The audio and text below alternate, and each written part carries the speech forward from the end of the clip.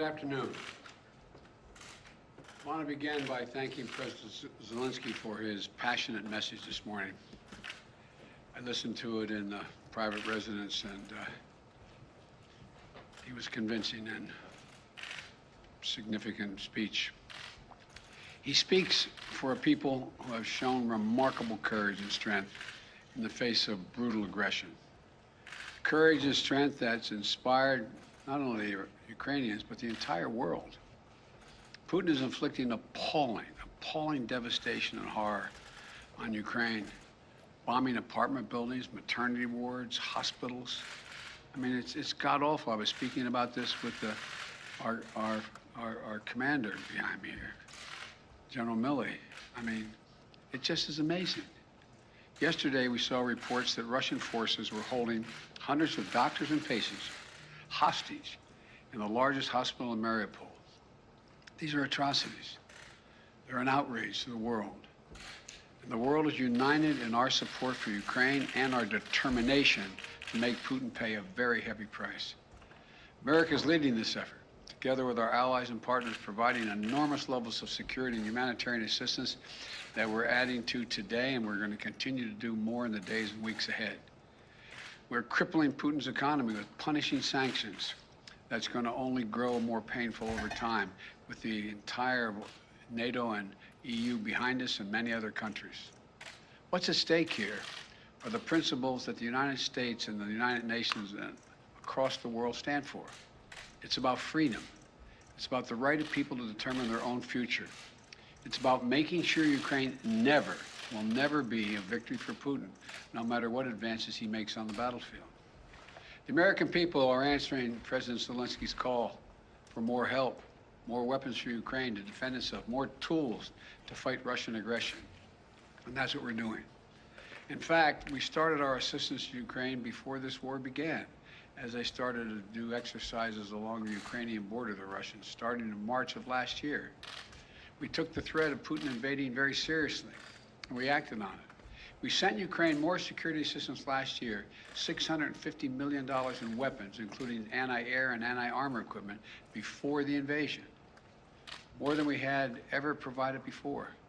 So when the invasion began, they already had in their hands the kinds of weapons they needed to counter Russian advances.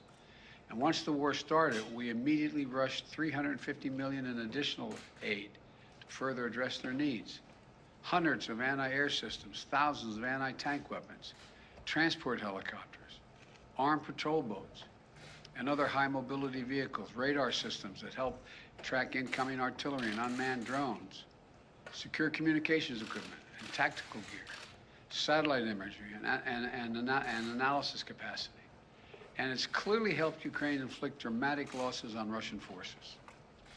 On Saturday, my administration authorized another $200 million to keep a steady flow of weapons and ammunition moving to Ukraine. Now I'm once again using my presidential authority to activate an additional security assistance to continue to help Ukraine fend off Russia's assault, an additional $800 million in assistance. That brings the total of new U.S. security assistance to Ukraine to $1 billion just this week. These are direct transfers of equipment from our Department of Defense to the Ukrainian military to help them as they fight against this invasion. And I thank the Congress for appropriating these funds. This new package on its own is going to provide unprecedented assistance to Ukraine. It includes 800 anti-aircraft systems to make sure the Ukrainian military can continue to stop the planes and helicopters that have been attacking their people and to defend their Ukrainian airspace. And at the request of President Zelensky, we have identified and are helping Ukraine acquire additional longer-range anti-aircraft systems and the munitions for those systems. Our new assistance package also includes 9,000 anti-armor systems. These are portable, high accuracy shoulder-mounted missiles that the Ukrainian forces have been using with great effect to destroy invading tanks and armored vehicles. It'll include 7,000 small arms, machine guns, shotguns, grenade launchers to equip the Ukrainians, including the brave women and men who are defending their cities as civilians, and they're on the countryside as well. and as well as the ammunition, artillery, and mortar rounds to go with small arms, 20 million rounds in total, 20 million rounds. This will include drones, which demonstrates our commitment to sending our most cutting-edge systems to Ukraine for its defense. And we're not doing this alone. Our allies and partners have stepped up to provide significant shipments of security assistance and will continue to help facilitate these deliveries as well.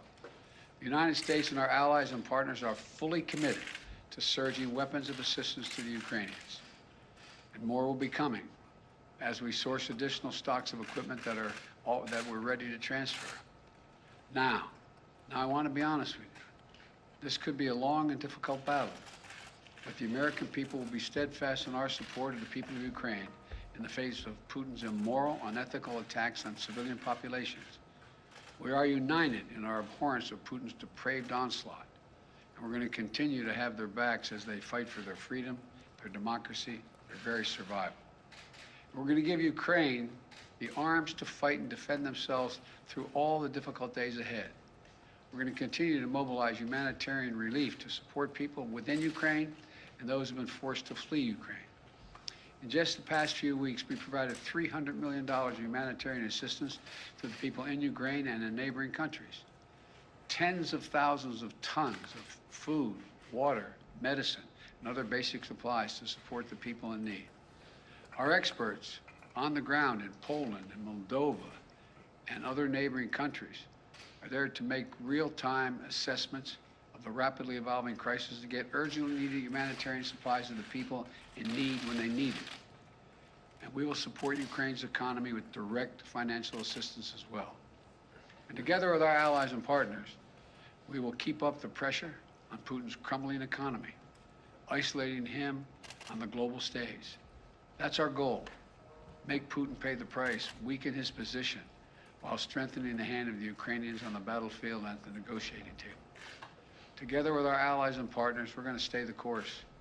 And we'll do everything we can to push for and end this tragic, unnecessary war. This is a struggle that pits the appetites of an autocrat against humankind's desire to be free.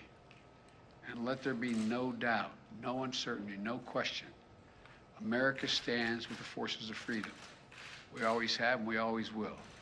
I want to thank you all and God bless you, and I'm going to walk over and sign this bill to allow the drawdown of those materials. And may God protect their young Ukrainians who are out there defending their country.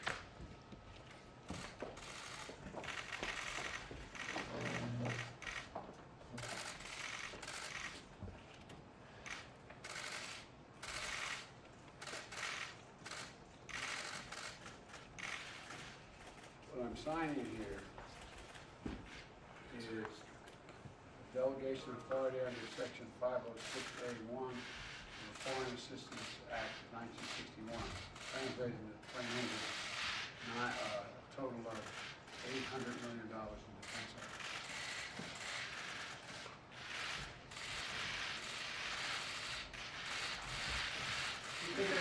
Mr. President, what will it take for you to send the Polish MiGs that President Zelensky is asking for? I'm not going to comment on that right now. I'm not going to comment on anything other than what I told you to say. Thank you. Well, Mr. President, Mr. President, quickly, you did just say that Putin is going after maternity wards, hospitals. Are you ready to call him a war criminal? Okay, folks that need to preset, we need to take you now. Let's go, guys. We have to move quickly for the next event. Cameras that need to preset and Botox.